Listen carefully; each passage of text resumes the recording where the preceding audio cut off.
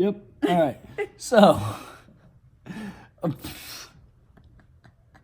apparently, Dr. Phil has been in the news lately, and I wasn't aware of this, and Hannah brought it up today, and well, a lot of negative press, but that may just be because it's about interabled couples. I hate that phrase. And we just so happen to be an interabled couple.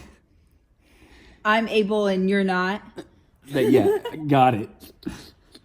Anyway. Right. So.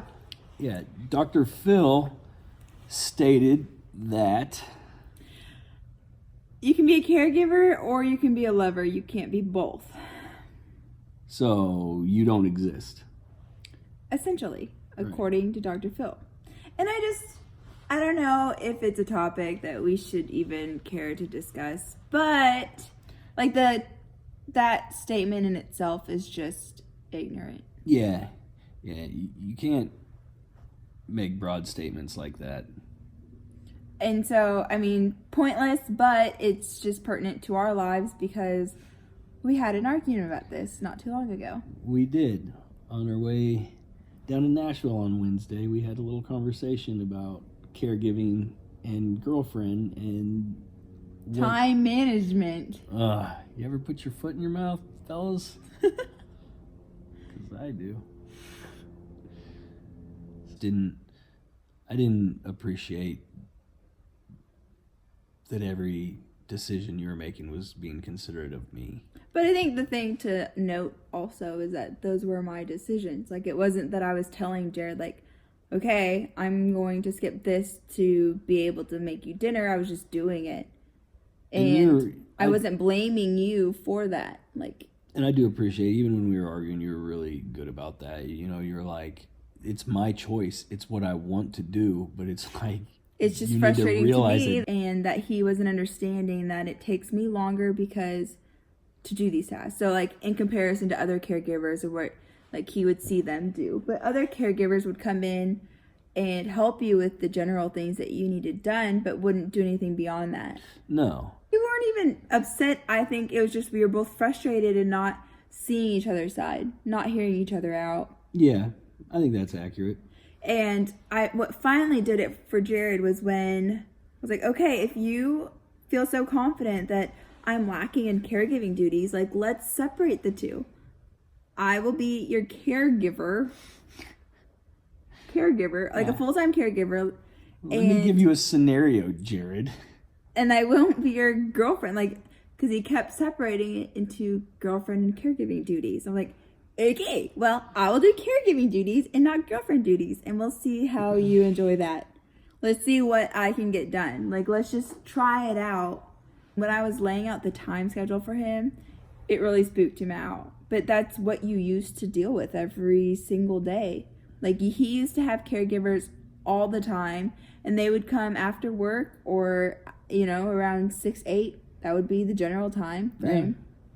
And then during the weekends, like, Saturdays I would come, and I would come around 9. Mm-hmm. But on Sundays, your caregiver didn't come until 11, which he didn't like that at all, but it was what he had to deal with because caregivers are generally hard to find. They are.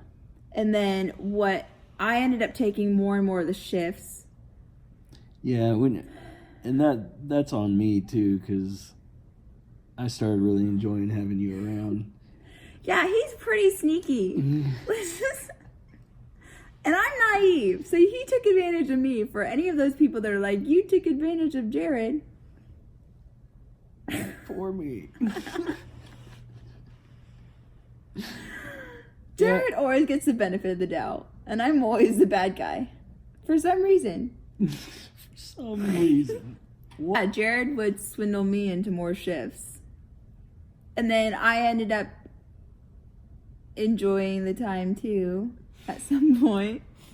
And so I would come even if other caregivers were coming. Like, we'd be hanging out, and then his caregiver would come in. And Jared didn't want to cancel on them because, he didn't want them to miss out on their hours. Right. And, once we started, and then that was really weird once, we were kind of dating, and then I still had caregivers coming in, so you're doing everything while they're there, It was.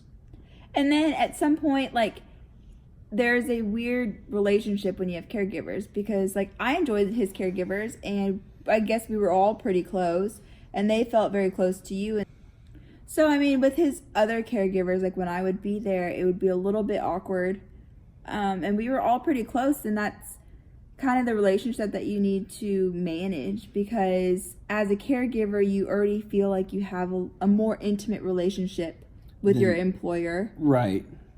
Because they're helping you do day-to-day tasks. Right. The line is a little blurred there. And then sometimes, like, Jared would go out. Like, I didn't understand that Jared liked me until well beyond what I thought dating would be. I don't know.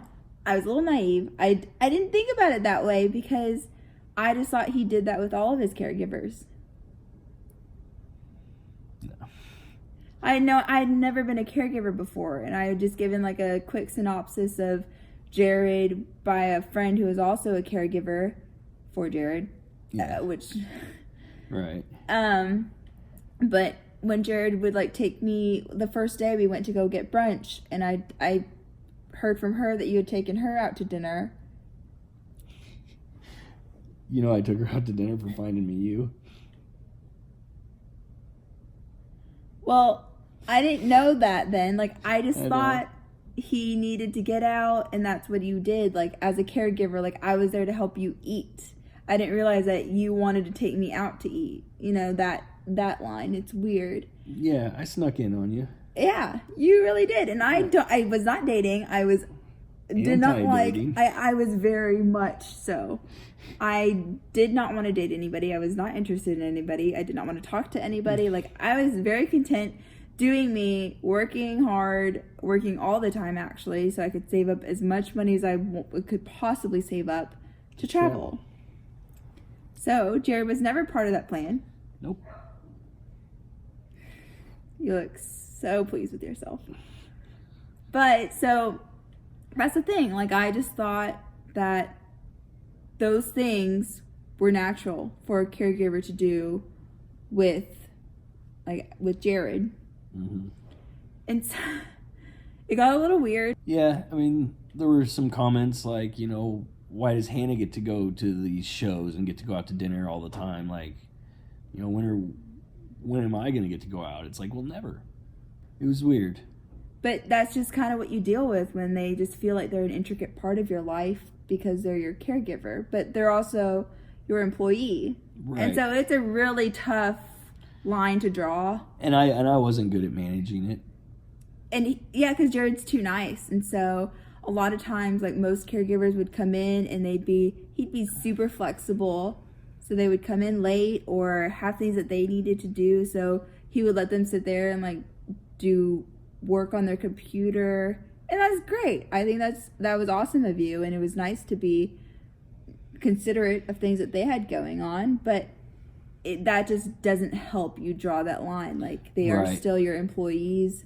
And they still have tasks to get done around the house. Like, when I moved in... It was filthy. It was really filthy. It was gross. But it's not like that was part of their task that you had given them. No, that's on me. You know, it wasn't like they refused to do things that I asked. I just did not manage it well. It was hard. So that was a progression from Jared having all caregivers all the time to... I started taking over a bunch of yeah, I mean, especially once we were dating, it didn't really make any sense because they would literally do nothing while we just lived our life. So it's like... But the problem was that they were still there and in the apartment, and they would come in because they all had keys, and so it was just no privacy. None at all. None. There was just one point where I felt very violated, and like my privacy was violated, my relationship was violated.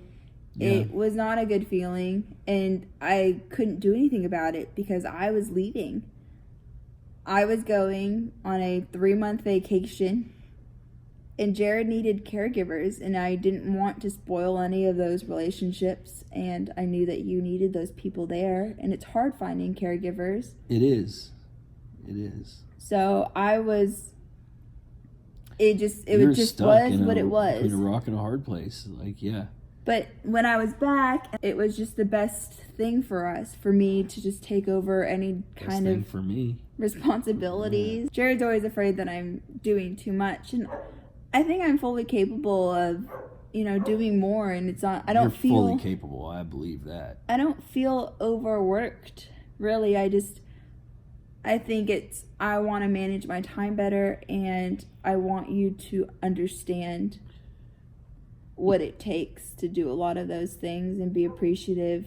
Yeah. And I just think the fact that you just completely misunderstood and took for granted. For sure. And I do think I'm good at being appreciative of the things that I realize, but I just was not grasping that concept. Yeah. So that was the point of the big argument. But now Jared's been very good about, at the end of the day, kind of sitting there and appreciating just every little thing that I have done or decided, or just trying to be cognizant of like what all you do for me. And and I don't want it to be just a one day or a couple day thing and then go back to old ways, but like you do everything for me, and you make everything better. You're always thinking of ways to improve everything, and you have improved everything, and I just need to be more grateful of that. But for the topic of this video, for us, it's pivotal for me to be Jared's caregiver, and it helps our relationship more than anything. Yeah.